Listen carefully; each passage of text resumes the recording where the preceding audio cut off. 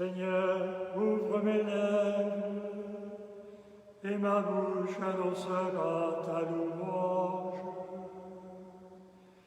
Gloire au Père et au Fils et au Saint-Esprit, pour les siècles des siècles. Amen.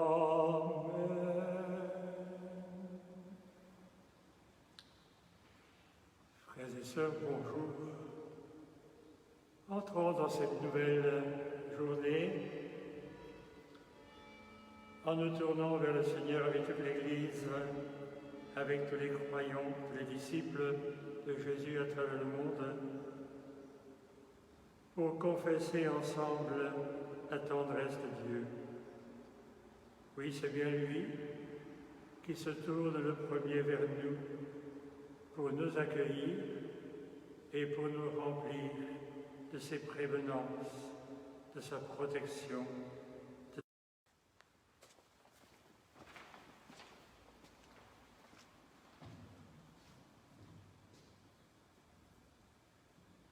Donc le psaume 56 ou 57. Tu n'es que tendresse pour moi, mon Dieu. Auprès de toi, mon cœur a trouvé son gîte. Je me cache en toi, comme un poussin se met à couvert sous les plumes de sa mère, tant que souffle la tempête. J'en appelle au Dieu très haut, le Dieu qui a déjà tant fait pour moi, qu'il achève en moi son œuvre. Il m'envoie sa délivrance, il me donne son amour et sa vérité. Comme l'univers est beau, manifeste-toi, Seigneur, dans les cieux, fais rayonner ta gloire sur la terre. À tout moment, je peux tomber, moi, dans le filet, alors j'ai perdu d'avance. Une trappe peut s'ouvrir sous mes pas. Mais mon cœur est en éveil, ô Dieu, mon cœur est en alerte. Je compose des poèmes et je chante. Je chante, éveille-toi, ma vie. Éveillez-vous, harpe et cithare, j'éveillerai l'aurore. Je te célèbre aux quatre coins du monde, Seigneur, je te chante sur tous les chemins. Ton amour est infini, ta gloire est plus vaste que le ciel, comme l'univers est beau. Manifeste-toi dans les cieux, fais rayonner ta gloire sur la terre. Gloire au Père, au Fils et au Saint-Esprit, pour les siècles des siècles. Amen. Oui, Seigneur, c'est en toi que nous trouvons la tendresse et le salut. C'est toi qui nous sauves. Donne-nous aujourd'hui, avec l'Église d'aujourd'hui, d'accueillir ton salut. Continuons, frères et sœurs, dans cet esprit d'accueillir aujourd'hui la tendresse et le salut de Dieu en continuant notre lecture des Actes des Apôtres.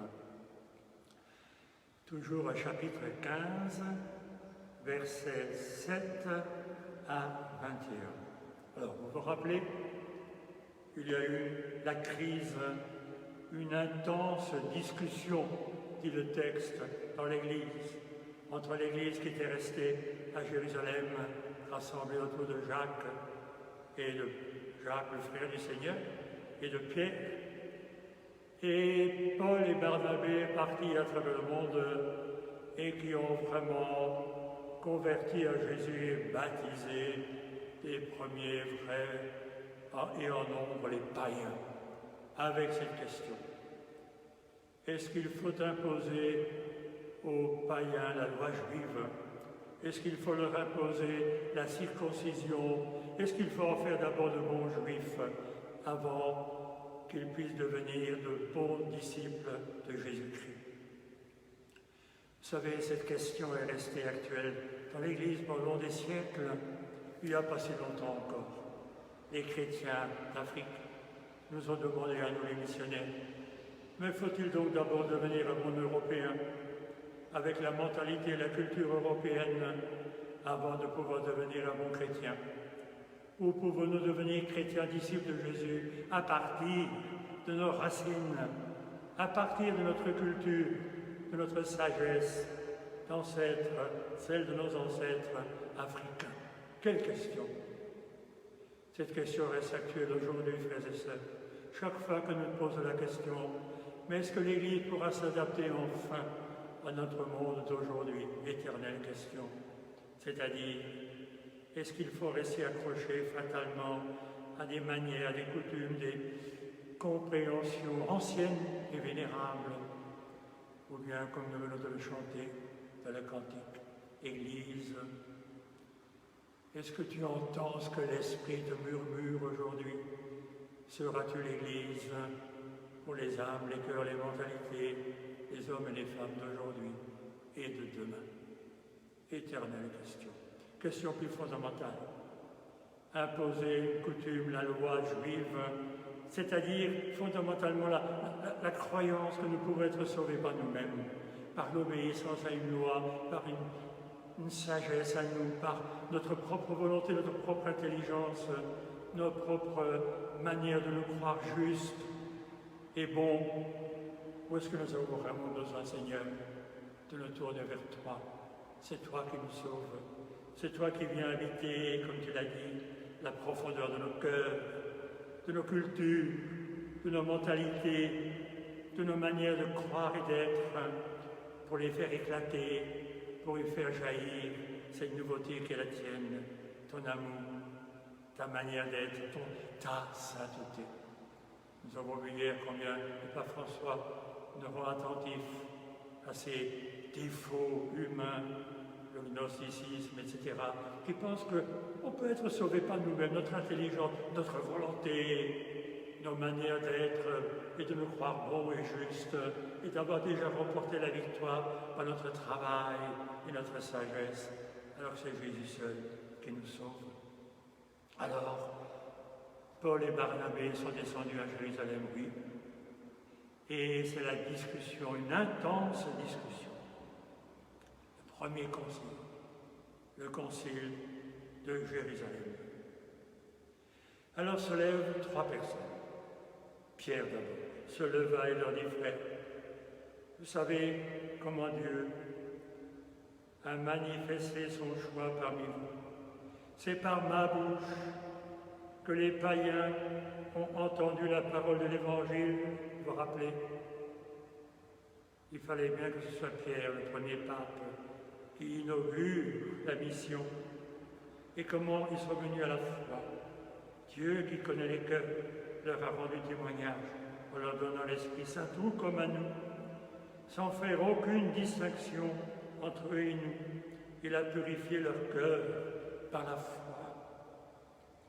Maintenant, pourquoi donc mettrez-vous Dieu à l'épreuve en plaçant sur la nuque des disciples un joug que nos pères et nous-mêmes n'avons pas eu la force de porter? Oui, nous le croyons. C'est par la grâce du Seigneur Jésus que nous sommes sauvés de la même manière qu'eux. Frères et sœurs, quelle belle profession de foi! Elle est vraiment celle-là, la profession de foi de l'Église et de toutes les Églises, quelles qu'elles soient. Toutes les Églises proclament la même foi.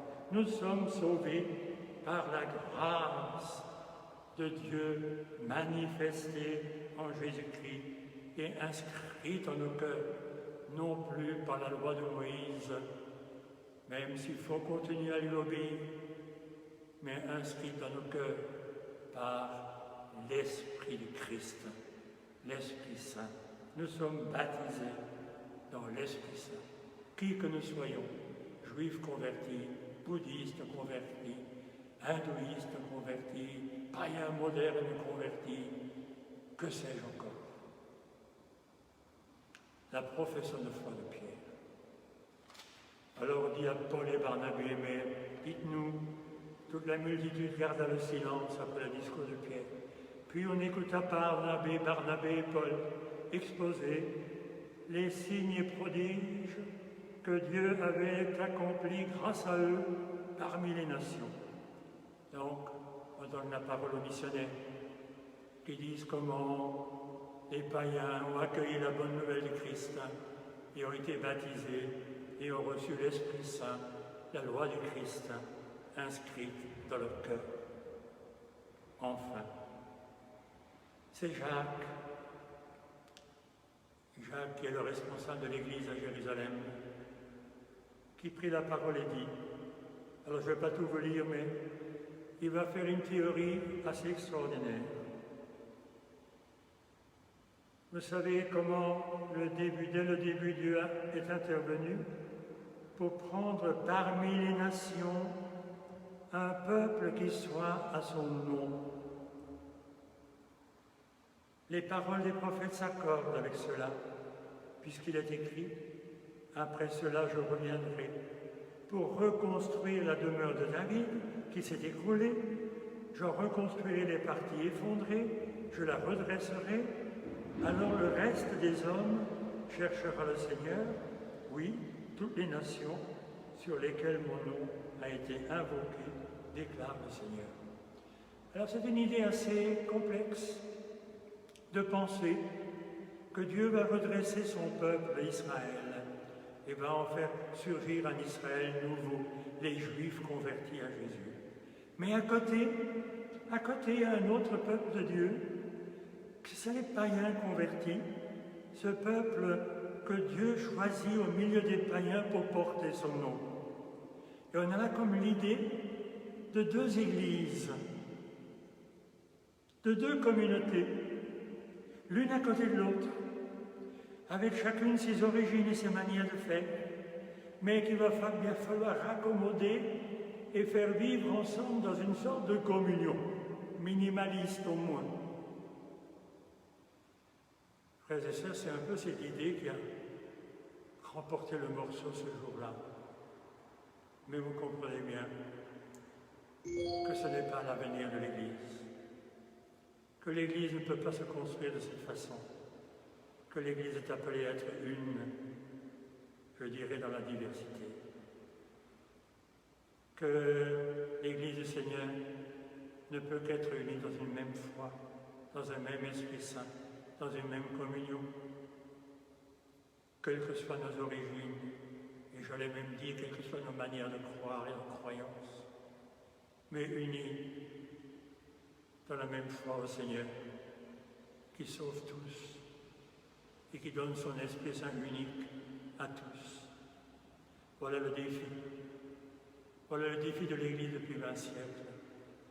Et cela reste le défi de l'Église aujourd'hui. Comment aujourd'hui, dans nos mentalités si différentes, dans nos manières de croire ou de ne pas croire si différentes, aussi dans notre morcellement d'Église, comment le Seigneur, comment nous allons porter en nous cette passion unique d'être tous des frères et des sœurs. Parce que le défi est là. Il a été concret dans cette première Église. Est-ce que les Juifs convertis et les païens convertis vont s'asseoir à la même table pour célébrer l'Eucharistie? Mes frères et sœurs, le problème reste actuel. Que le Seigneur continue à faire vibrer en nous l'unique désir, l'unique appel, que tous nous puissions vraiment nous asseoir au cœur de nos différences, à la même table, animés par la même parole, unis dans la même communion, parce qu'il n'y en a pas 56, et unis dans le même Esprit Saint, qui lui aussi est unique. Prions aujourd'hui, frères et sœurs, pour l'Église.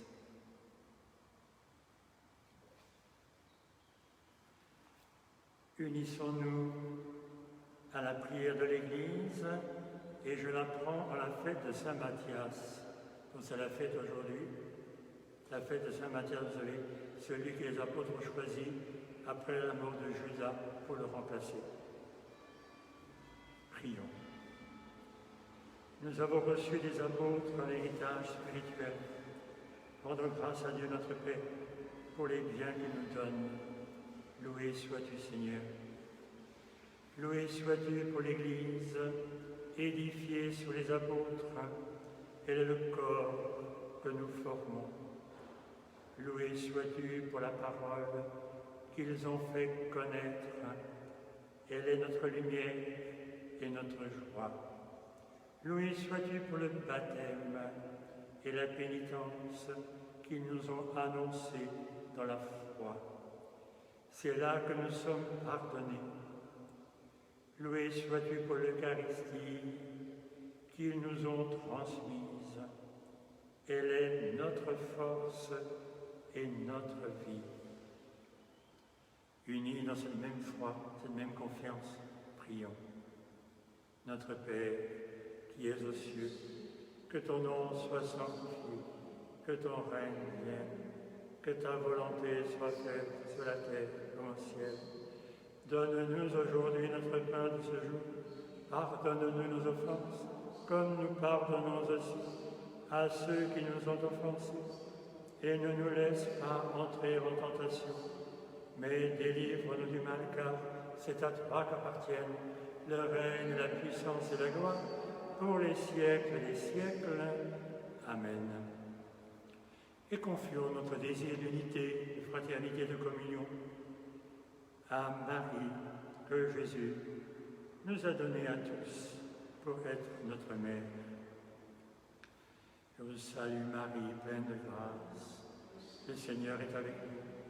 Vous êtes bénie entre toutes les femmes, et Jésus, le fruit de vos entrailles, est le béni. Sainte Marie, Mère de Dieu, priez pour nos pauvres pécheurs, maintenant et à l'heure de notre mort. Amen. Frères et sœurs, je vous souhaite une très très bonne journée. Le pape François nous invite à faire de ce jeudi, fête de Saint Matthias, dans l'Église universelle, un jour de prière au cœur de la pandémie actuelle.